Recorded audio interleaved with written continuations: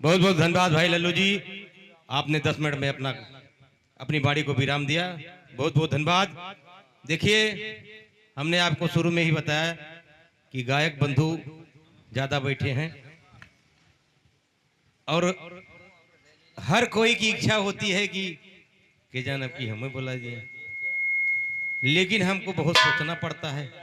कुछ अंगूरी हुआ है, अब बताओ क्या हैं। इसीलिए कोई कहता है गुलाब, कोई कहता है गुलाब और कोई कहता है रोज। अंग्रेजी शब्द है कि कोई कहता है गुलाब, कोई कहता है रोज।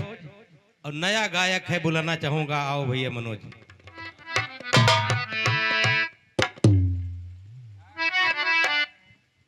लेकिन सबके लिए समय 20 मिनट और 10 मिनट में लल्लू भाई की तरह जो तोड़ देगा तो किसी को और 10 मिनट मिल जाएगा। अब देखिए, अभी तक गोंडा के ही गायक है तो घराना एक, लेकिन गोंडा के गायकों की भरमार है। और फैजाबाद वाले, अयोध्या वाले भी शांत रहो। आपका इशारा, आप भी मोहबरा में रहे तो फैजाबाद हो गया, डिस्ट्रिक्ट अयोध्या, और वो लोग अयोध्या भाई क्या करी।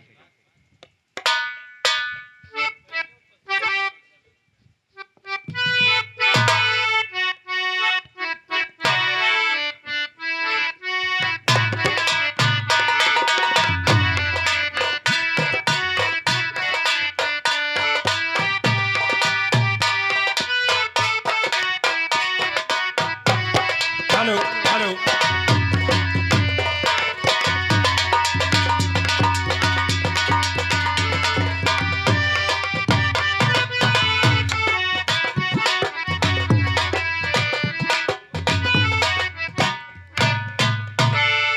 यहाँ पर आए हुए सभी श्रोतागण बंधुओं का, बूढ़ बुजुर्ग पितातुल आदरणीय नौजवान भाइयों का सबका चरण छूते हुए मनोज यादव घराना गुर में हिलाल सबसे चरण छूते आशीर्वाद की कामना चाहता है। आशीर्वाद दे। और एक पुरुष माल और 51 रुपया कप्तान गुरुजी के तरफ से आया और 21 रुपए का पुरस्कार हमारे दादा श्री नंदू दादाजी के तरफ से आया। 21 रुपए का पुरस्कार हमारे मामा श्री राजा राम मामा जी के तरफ से आया। चरण छूते आशीर्वाद कामना, आशीर्वाद दे।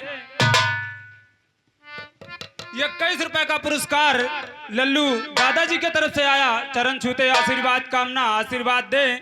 कैसे कहना है?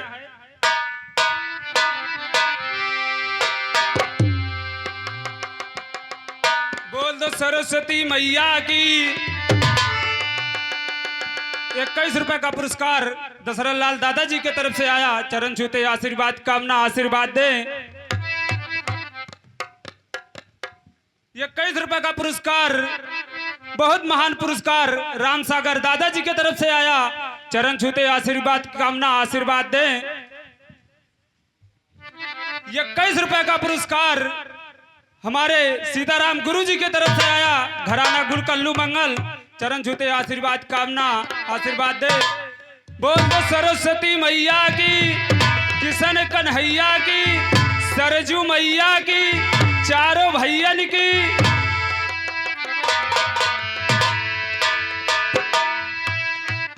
उत्तर प्रदेश में 2 ग्राम और मथुरा और अयोध्या धाम, एक माह राम एक माह श्याम। महिमा ओ महिमा दोनों का जगत में रहा डोल। सुनिएगा महिमा दोनों का जगत में रहा डोल।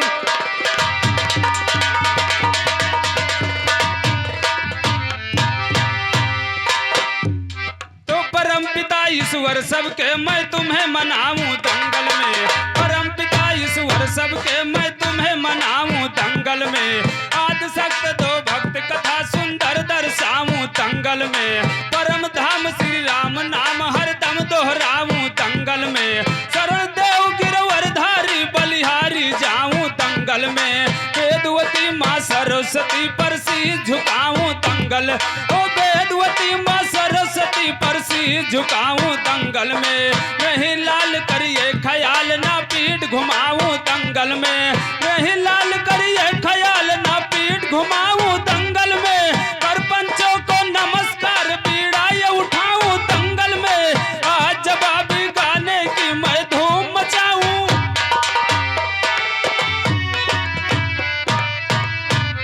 21 रुपए का पुरस्कार हमारे परमात्मा दादाजी की तरफ से आया। चरण छूते आशीर्वाद कामना, आशीर्वाद दें कैसे।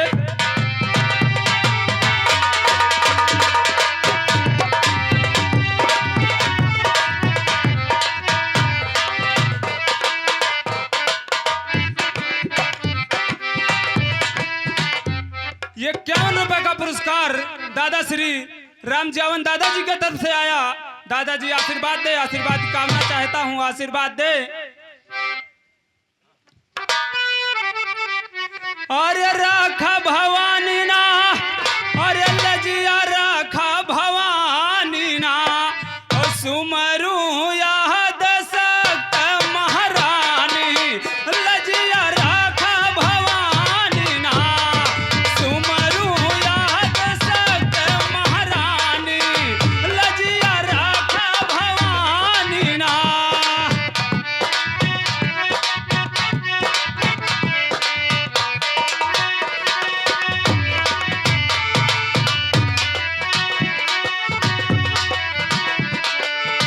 जब जब काष्ट परी है भगतन पर, या के तू ही उबारा है मैया, या के तू ही उबारा।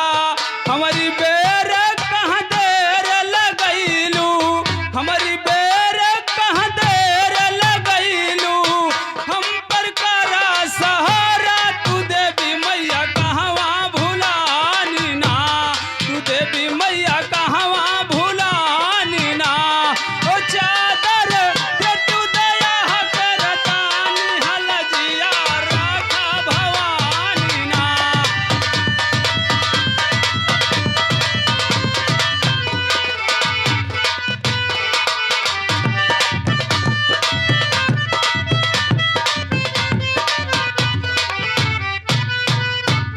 ये 21 रुपए का पुरस्कार राजबली चाचा जी की तरफ से आया। चरण छूते आशीर्वाद कामना, आशीर्वाद दे। 21 रुपए का पुरस्कार निन्नू दादाजी की तरफ से आया। चरण छूते आशीर्वाद कामना, आशीर्वाद दे।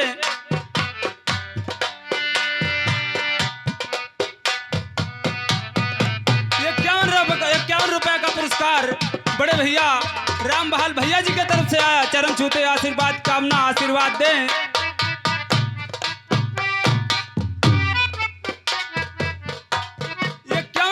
पुरस्कार हमारे बड़े भैया हरिश्याम भैया निवासी फूलडी, उनके तरफ से आया। चरण छूते आशीर्वाद कामना, आशीर्वाद दें। 21 रुपए का पुरस्कार हमारे बड़े भैया हमारे साथी सोनू भैया की तरफ से आया। चरण छूते आशीर्वाद कामना, आशीर्वाद दे। कि सुमरू अद सक्त महारानी है, लजिया राखा भवानी ना, सुमरू अद सक्त महारानी है, लजिया राखा भवानी ना।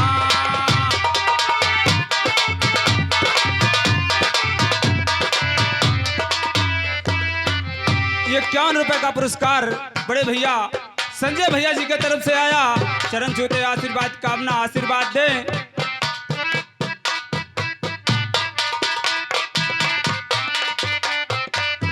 ये 21 रुपए का पुरस्कार बड़े भैया उदय भान भैया जी की तरफ से आया। चरण छूते आशीर्वाद कामना, आशीर्वाद दे। जब जब काष्ट पारा भगतन पर, आके तू ही सहारा है मैया, आके तू ही सहारा। हमारी बेर कहाँ देर लगैलू, हमारी बेर कहाँ देर लगैलू, हम पर करा सहारा। तू देवी मैया कहवा भुलानी ना, तू देवी मैया कहवा भुलानी ना।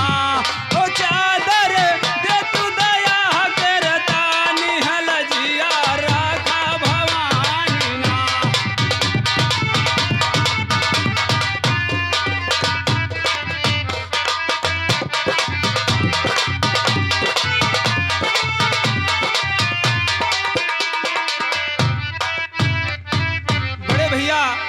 राम यादव जी के तरफ से 21 रुपए का पुरस्कार भैया जी से चरण छूते आशीर्वाद कामना आशीर्वाद दे।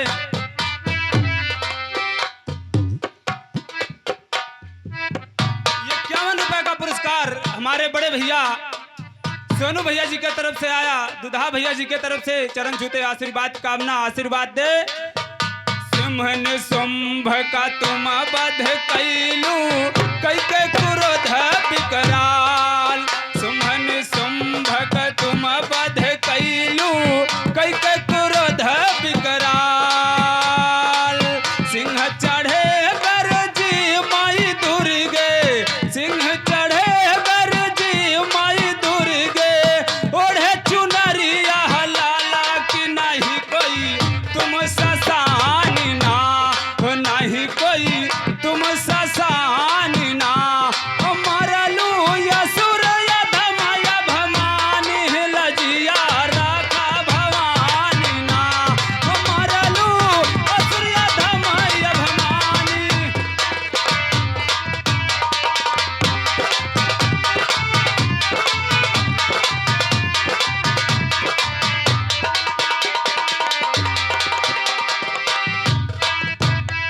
चलते चलते कहना है, एक औरत का पति बॉर्डर पे जाता है तो औरत कैसे कह रही है, कैसे मास्टर?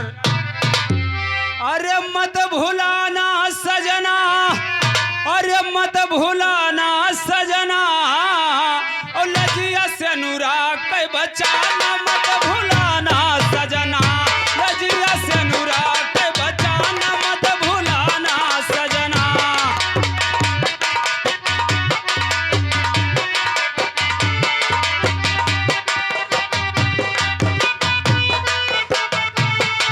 लजिया से अनुराग के बचाना, मत भुलाना सजना। लजिया से अनुराग के बचाना, मत भुलाना सजना।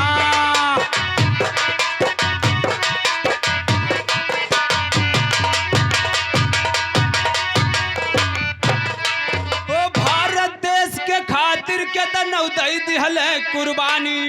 अरे भारत देश के खातिर केतना दई दिहल है कुर्बानी। अरे झंडा तिरंगा झुकने न देना, अरे भारत माँ की निशानी। लजिया से अनुराग के बचाना, मत भुलाना सजना।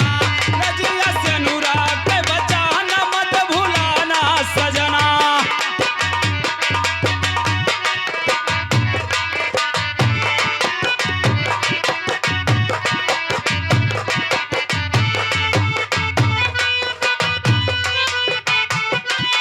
हाँ, लजिया से अनुराग के बचाना, मत भुलाना सजना। लजिया से अनुराग के बचाना, मत भुलाना सजना।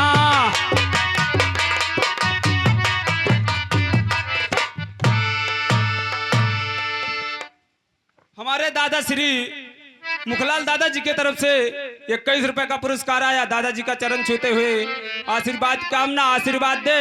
वो कह क्या रही है कि लड़े बाडर पैसैया तू अपन सीना तानी। अरे जाकर लड़ो है बार्डर पे तू सैया सीना तानी। और छक के दुश्मन के छोड़ाना, मत भुलाना सजना। छक के दुश्मन के छोड़ाना, मत भुलाना सजना।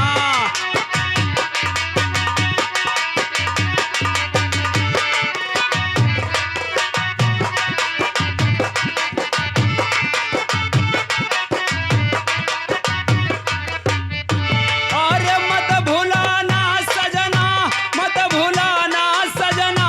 लजिया से अनुराग के बचाना, मत भुलाना सजना।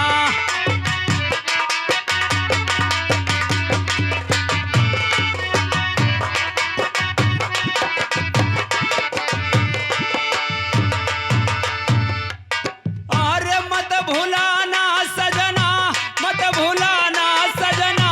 छक्के दुश्मन कई छोड़ाना, मत भुलाना सजना। ओ छक्के दुश्मन कई छोड़ाना, मत भुलाना सजना।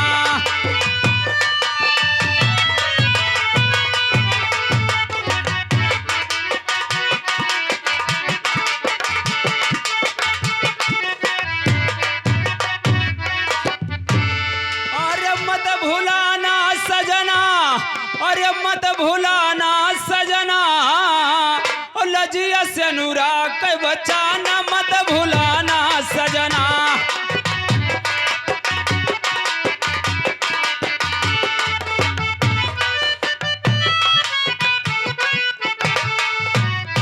महिमा दोनों का जगत में रहा डोल, कागा बोले चढ़े अटारी, सुनकर बोले अवध बिहारी, हमरे लागी गले कटारी, रुच रुच बोले सुगनवा बोल। चोखा, हम सबका पसंदीदा चैनल चोखा। प्लीज सब्सक्राइब करें और शेयर करें, और हाँ, बेल आइकन को जरूर दबाएं। हम सबका पसंदीदा चैनल चोखा।